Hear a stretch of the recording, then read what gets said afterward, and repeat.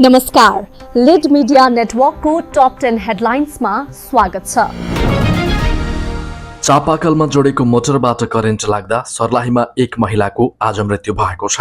रामनगर गाउँपालिका 6 मलाहा टोल बस्ने 50 वर्षकी मिथिलेसिया देवीको करेन्ट लागेर मृत्यु भएको हो।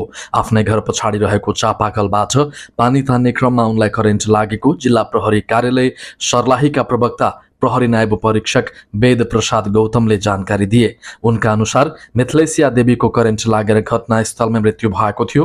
शव रहेको घटनास्थलको मुचुल्कापछि परीक्षणका लागि प्रादेशिक अस्पताल मलङ्गवामा राखिएको छ। घटनाको विषयमा थप अनुसन्धान भइरहेको प्रहरीले जनाएको छ।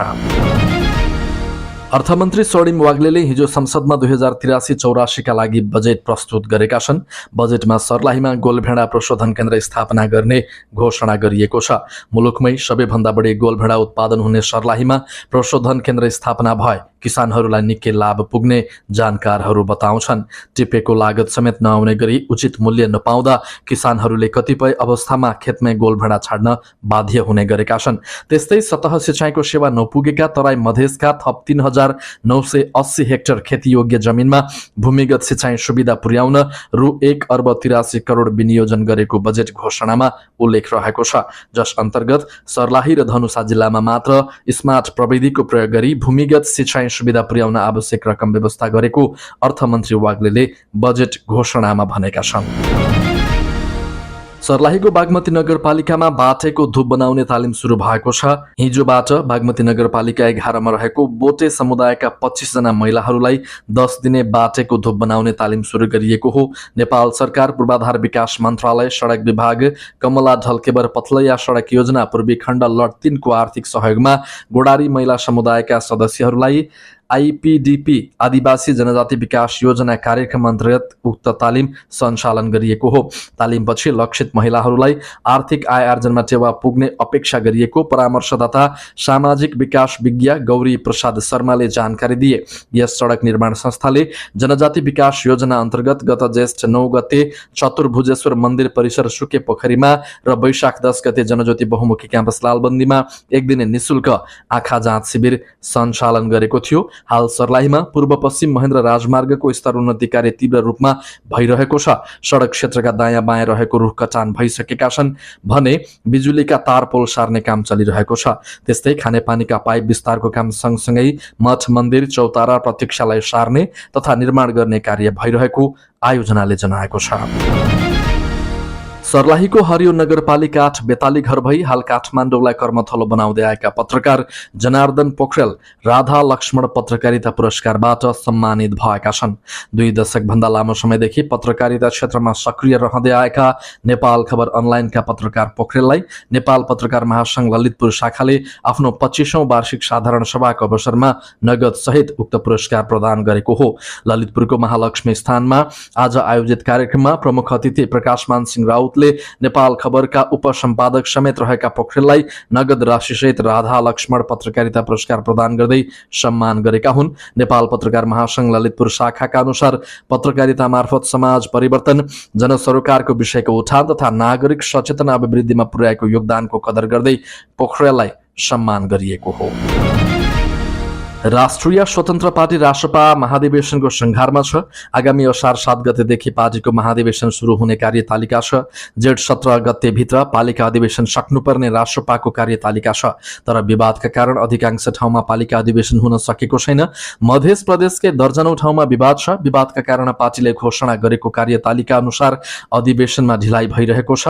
गएको शनिबार रासपाको 12 जिल्ला अधिवेशनमा विवाद भयो। एकपक्षीय ढंगले जिल्ला कार्य समिति गठन गर्न लागेको आरोप लगाउँदै एउटा समूहले विरोध गरेको थियो। विवादपछि झगडा हुन थालेपछि पार्टीका प्रतिनिधि सभा सदस्यहरूलाई प्रहरीको सहारा लिनु पर्यो। गएको वैशाख 27 गते 12 जिल्ला कार्य समिति केन्द्रीय समितिले विघटन गर्दै केहीलाई निष्कासित गरेका थिए। निष्कासित पक्षधरहरूले विरोध गरेको आरोप प्रतिनिधि सभा सदस्य रहबर अन्सारीले लगाउँदै आएका छन्। तर अर्को पक्ष भने भुइँतहमा काम गर्ने पार्टीका सक्रिय सदस्यहरूलाई बाइपास गरेर अधिवेशन गर्न खोज्दा आपत्ति जनाएको स्पष्टीकरण दिँदै आएका छन्। अधिवेशन राष्ट्रपा केन्द्रीय कार्य समितिले 12 मा जिल्ला कार्य समिति गठन नगरी वडा र पालिका अधिवेशन गर्न निर्देशन दिइसकेको छ। महोत्तरीमा अस्ति बिहीबार पालिका अधिवेशन हुँदै गर्दा विवाद भयो। त्यहाँ सभापतिका लागि 2 जना आकांक्षी छन्। यस्तै अन्य जिल्लाहरूमा पनि विवाद हुने देखिएको छ। विवादका बीच राष्ट्रपाको महाधिवेशन कसरी हुन्छ भन्ने चासोका साथ हेरिएको छ। सरकारले भाडामा प्रयोग हुने विभिन्न प्रकारका सवारी साधनहरूको वार्षिक आयकरको दरमा उल्लेख्य वृद्धि गरेको छ।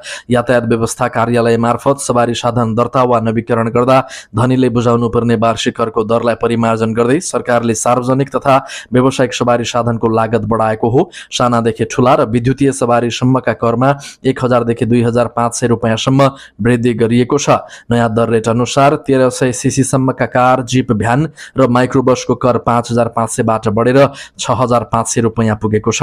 त्यसैगरी 1301 देखि 2000 सीसी सम्मका लागि 7000, 2001 देखि 2900 सीसी सम्मका लागि 7500, 2901 देखि 4000 सीसी सम्मका लागि 9500 र 4000 सीसी भन्दा माथिका यस्ता सवारी साधनका लागि 11000 रुपैयाँ वार्षिक कर निर्धारण गरिएको छ।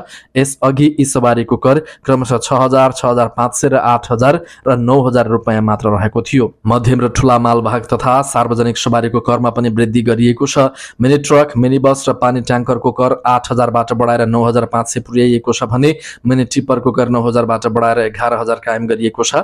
ठूला ट्रक र बसले अब 10500 को सट्टा 12500 रुपैयाँ तिर्नु पर्नेछ। यस्तै dozer, excavator, loader, roller, crane जस्ता हेभी मेसिनरी उपकरण र तेल ट्याङ्कर, ग्यास बुलेट तथा टिप्परको कर साबिकको 15500 बाट बढेर 17500 रुपैयाँ पुगेको छ। साना र कृषि क्षेत्रमा प्रयोग हुने सवारी साधनको करमा पनि 1000 रुपैयाँको वृद्धि भएको छ। ट्र्याक्टर, अटो रिक्सा, 3 व्हीलर र टेम्पोको कर 2500 बाट बढेर 3500 रुपैयाँ पुगेको छ भने पावर टिलरको कर 2000 बाट बढेर 3000 रुपैयाँ पुगेको छ। विद्युतीय सवारी साधनतर्फ 50 किलोवाटसम्मको 4000, 50 देखि 125 किलोवाटसम्मको 5000, 125 देखि 2000 किलोवाटसम्मको 7500 र 200 किलोवाट भन्दा माथिको 9500 रुपैयाँ कर निर्धारण गरिएको छ।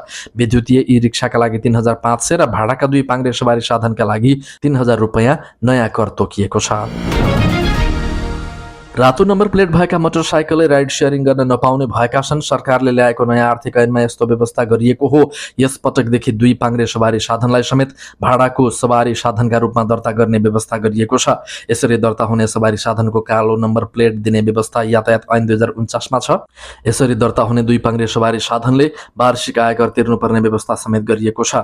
अहिले यो कर 3000 रुपैयाँ तोकिएको छ। हालसम्म रातो नम्बर प्लेट भएका मोटरसाइकल तथा स्कुटर नै राइड सेयरिङ सेवा दिइरहेका छन्। सरकारको यो नियमसँगै अब यस्ता राइड सेयरहरू कालो नम्बर प्लेटमा दर्ता हुनुपर्नेछ। त्यस्तै सरकारले राइड सेयरिङ बापत प्राप्त हुने प्रत्येक कारोबारमा 5% कर समेत लाग्ने व्यवस्था गरेको छ। राष्ट्रिय प्रजातन्त्र पार्टी राप्रपाभित्र आन्तरिक कलह बढिरहेको र नेता धवल शमशेर राणाले पार्टी फुटाउने तयारी गरिरहेको चर्चा चलिरहेका बेला पार्टीका 3 पूर्व अध्यक्षले आज संयुक्त विज्ञप्ति जारी गर्दै कार्यकर्तालाई धैर्य रहन अपिल गरेका छन्। आज केन्द्रीय कार्यालय धुम्बाराहीबाट पशुपति शमशेर राणा, डाक्टर प्रकाश चन्द्र लोहनी र कमल थापाले संयुक्त हस्ताक्षर गर्दै यस्तो अपिल गरेका हुन्। राप्रपाका वरिष्ठ नेताहरूले पार्टीमा देखिएको पछिल्लो राजनीतिक परिस्थितिलाई लिएर चिन्ता व्यक्त गर्दै संगठनलाई सुदृढ बनाएर अघि बढ्न जोड दिएका छन्। नेकपा एमाले सरकारले ल्याएको बजेट अपरिपक्व रहेको निष्कर्ष निकालेको छ। सिंहदरबारमा बसेको संसदीय दलको बैठकले बजेट निमुखा वर्गको हितमा नरहेको निष्कर्ष निकालेको प्रमुख सचेतक ऐन महरले बताए। एमाले प्रतिनिधि सभाको नियम 140 मा सत्ता पक्षले बेइमानी गर्न खोजेको भन्दै त्यसको प्रतिरोध गर्ने बताएको छ। एमाले संसदीय दलले मानव अधिकार आयोगले भदौ 23 र 24 का घटनामा सार्वजनिक गरेको प्रतिवेदनका विषयमा पनि समीक्षा गरेको छ। नेपाली कांग्रेसले आगामी स्थानीय तहको निर्वाचनमा 100 स्थानीय तहको प्रमुखमा महिलालाई उम्मेदवार बनाउने भएको छ। कांग्रेस सभापति गगन थापाले सानेपामा आयोजित कार्यक्रममा उक्त घोषणा गरेका हुन्। आज आयोजित नेपाल थारू संघको अधिवेशनमा उनले पार्टीले महिलाको राजनीतिक प्रतिनिधित्व बढाउने तयारी थालेको बताएका छन्।